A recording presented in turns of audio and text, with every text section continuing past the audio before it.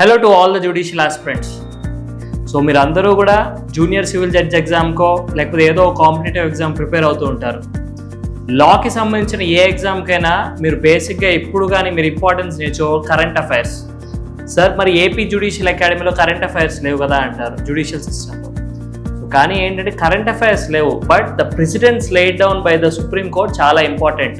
Supreme court కానివ్వండి లేదా high court ఏవేవైతే judgements pass చేస్తున్నాయో those are very important. For example మన AP state judicial exam కనుకోండి, Andhra Pradesh high court ఏవైతే judgements pass చేస్తున్నాయో అవి ఇంపార్టెంట్, అండ్ సుప్రీం కోర్ట్ ఏవైతే judgements pass చేస్తుందో అవి ఇంపార్టెంట్.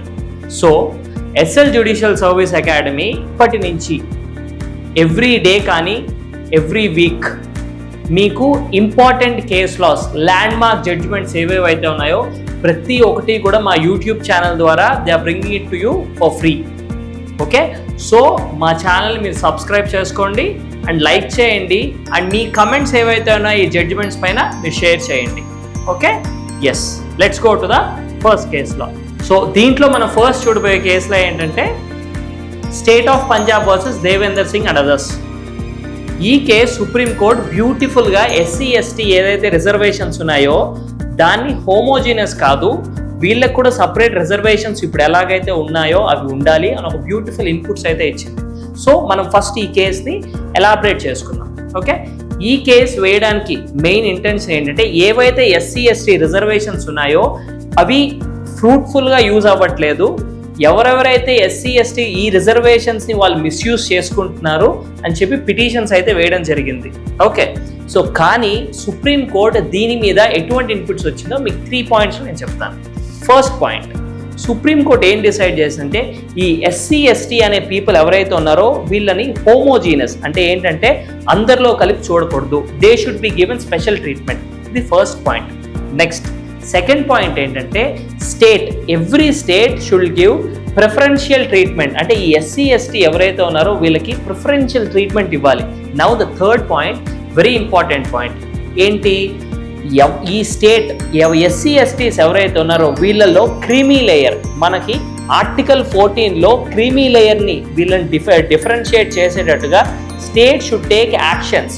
అవి కూడా ఏ విధంగా ఉన్నాయి, ఇన్ పాజిటివ్ సెన్స్, అంటే ఎవరెవరైతే అవసరంలో ఉన్నారో ఈ రిజర్వేషన్లో వాళ్ళెవరిని వదిలేయకుండా ఈ క్రీమీ లేయర్ని ఐడెంటిఫై చేసి వాళ్ళకి రిజర్వేషన్స్ అందేటట్టు చేసే బాధ్యత స్టేట్ది అని చెప్పి సుప్రీంకోర్టు క్లియర్గా డిసైడ్ చేసింది. So this is one of the landmark judgment that has been passed by the Supreme Court. Very important. రీసెంట్గా సెంట్రల్ గవర్నమెంట్ ఏదైతే ఉందో వక్ఫ్ అమెండ్మెంట్ బిల్ 2024 అనేది ప్రజెంట్ చేయడం జరిగింది. ఓకే, ఎప్పుడు after 29 years of it's enactment ఈ central government అని ఈ బిల్ అనేది పార్లమెంట్లో ప్రజెంట్ చేసింది. ఓకే, ఈ ప్రజెంట్ చేసిన టోటల్ 40 మోడిఫికేషన్స్కి సెంట్రల్ గవర్నమెంట్ అని సజెస్ట్ చేసింది అనమాట పార్లమెంట్కి. సో ఈ సజెషన్స్ ఏవేవో I will give you in 3 short important points. దానికంటే ముందు మనం ఈ వక్ఫ్ బోర్డు, ఈ వక్ఫ్ ప్రాపర్టీ అంటే ఏంటో చూద్దాం. ఓకే, ఫర్ ఎగ్జాంపుల్ ప్రతి హిందువులకి ఎలాగైతే టెంపుల్స్ లేకపోతే ఒక దేవస్థానం బోర్డు ఇవి ఎలా ఉంటాయో అలానే ముస్లిమ్స్కి కూడా ఒక వక్ఫ్ బోర్డు అనేది ఉంటుందన్నమాట. ఓకే, ఈ వక్ఫ్ ప్రాపర్టీస్ అంటే ఏంటంటే ఎవరైతే ఫర్ ఎగ్జాంపుల్ ఒక ముస్లిం ఒక చారిటబుల్ పర్పస్ కోసమో లేకపోతే ఒక రిలీజియస్ పర్పస్ కోసమో ఈ వక్ఫ్ బోర్డుకి ఈ ప్రాపర్టీస్ అనేవి రాసిస్తారు. ఈ రాసిచ్చిన ప్రాపర్టీస్ ఏవైతే ఉంటాయో వీటన్నిటిని వక్ఫ్ ప్రాపర్టీస్ అంటారనమాట. ఓకే, దీని మీద రైట్స్ అనేవి ఒకటి, ఏవేవైతే వక్ఫ్ ప్రాపర్టీ ఒకసారి బోర్డుకు రాసిస్తే వాటిని మళ్ళీ వెనక్కి అడిగే అవకాశం ఉండదు. అది ఈ వక్ఫ్ యాక్ట్ యొక్క మెయిన్ థీమ్ అనమాట. ఓకే, నెక్స్ట్ ఇప్పుడు ఈ దీంట్లో సెంట్రల్ గవర్నమెంట్ మేజర్గా చేసిన 3 అమెండ్మెంట్స్ గురించి చెప్తాను. First thing, women representation in Waqf board. ఇప్పటి వరకు ఏంటంటే వక్ఫ్ బోర్డులో ఒక్క ఉమెన్కి కూడా రిప్రజెంటేషన్ లేదు. సో సెంట్రల్ గవర్నమెంట్ ఇంటెన్షన్ ఏంటంటే వక్ఫ్ బోర్డులో ఒక ఉమెన్ రిప్రజెంటేషన్ ఉండాలి అని చెప్పి. నెక్స్ట్ థింగ్, ఇప్పటి వరకు ఏవేవైతే ప్రాపర్టీస్ వక్ఫ్ బోర్డ్ హ్యాండ్ ఓవర్లో ఉన్నాయో అటువంటి ప్రతి ప్రాపర్టీ కూడా వెరిఫికేషన్ రెగ్యులర్ ఇంటర్వెల్స్లో జరగాలి. ఎందుకు, ఈ వక్ఫ్ మేజర్ అలిగేషన్స్ ఏంటంటే ఈ వక్ఫ్ బోర్డ్ కింద ఏవేవైతే ప్రాపర్టీస్ ఉన్నాయో అవి మిస్యూజ్ అవుతున్నాయి అని చెప్పి.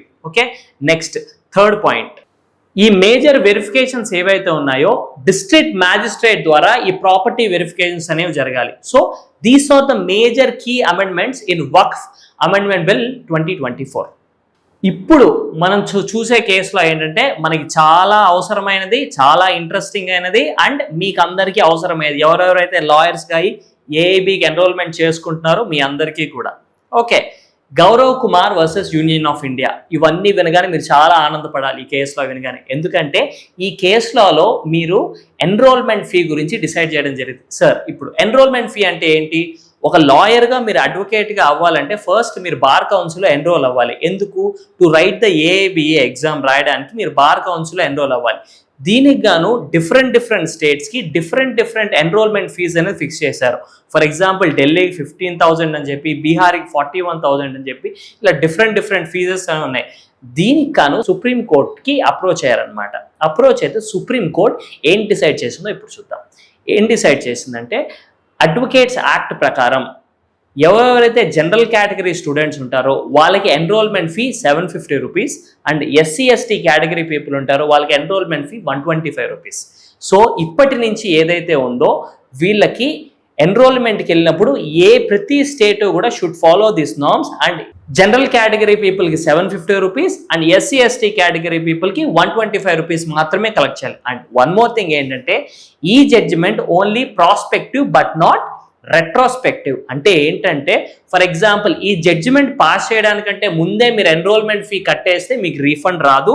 అండ్ ఈ జడ్జిమెంట్ పాస్ అయిన తర్వాత నుంచి ఎవరెవరైతే ఎన్రోల్మెంట్ చేసుకున్నారో ప్రతి ఒక్కరికి కూడా ఇదే ఫీ అనేది అప్లికబుల్ అవుతుంది. ఇప్పుడు జరుగుతున్న రీసెంట్ సినారియోలో చాలా important, supreme court suo motu on Calcutta doctor rape case. Suo motu అనేది ఏంటో మనం లాస్ట్లో చూద్దాం. ఫస్ట్, ఈ కల్కత్తా డాక్టర్ రేప్ కేసులో సుప్రీంకోర్టు అనేది ఏవేవి గైడ్ లైన్స్ ఇచ్చిందో ఫస్ట్ చూద్దాం. అసలు ఈ కల్కత్తా డాక్టర్ రేప్ కేసులో స్టార్టింగ్లో ఏవేవి మిస్టేక్స్ జరిగాయి. ఫస్ట్ థింగ్, సుప్రీంకోర్టు ఏదైతే ఉందో స్టేట్ గవర్నమెంట్ ఎందుకు ఇమీడియట్గా యాక్షన్ తీసుకోలేదని, plus what is the reason in delay in FIR అదొకటి. నెక్స్ట్, ఫస్ట్ మీరు న్యూస్ కానీ పేపర్ ఆర్టికల్స్ కానీ యాక్చువల్ ఫ్యాక్ట్స్ చూస్తే ఏంటంటే, ఫస్ట్ ఇట్స్ ఎ సూసైడ్ అన్నారు, దాని తర్వాత it is a rape and murder అన్నారు. So why this differential statements అని చెప్పి సుప్రీంకోర్టు డైరెక్ట్గా క్వశ్చన్ చేసింది. Okay, next thing, Supreme Court has recommended national task force for doctors to check safety measures, వాళ్ళ wellbeing ఏంటి, వాళ్ళ హాస్పిటల్ అట్మాస్ఫియర్ ఎలా ఉంది, వర్కింగ్ అట్మాస్ఫియర్ ఎలా ఉంది, ఇవన్నీ చెక్ చేయడానికి supreme court has appointed national task force for doctors.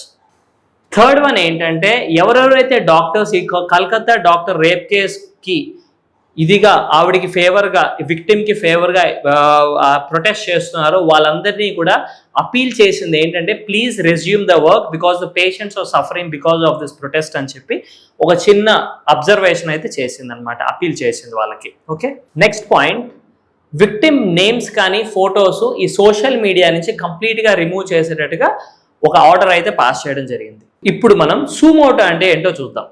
జనరల్గా నార్మల్ సర్కమ్స్టెన్సెస్లో ఒక పర్సనల్ కోర్టును అప్రోచ్ అయినప్పుడు కోర్టు ఇతను ఇచ్చిన ప్లీడింగ్స్ ప్రకారం కోర్టు అనేది ఎంక్వైరీ కానివ్వండి లేకపోతే ఆ ఫర్దర్ ప్రొసీజర్ కానివ్వండి ఆర్డర్ చేస్తుంది.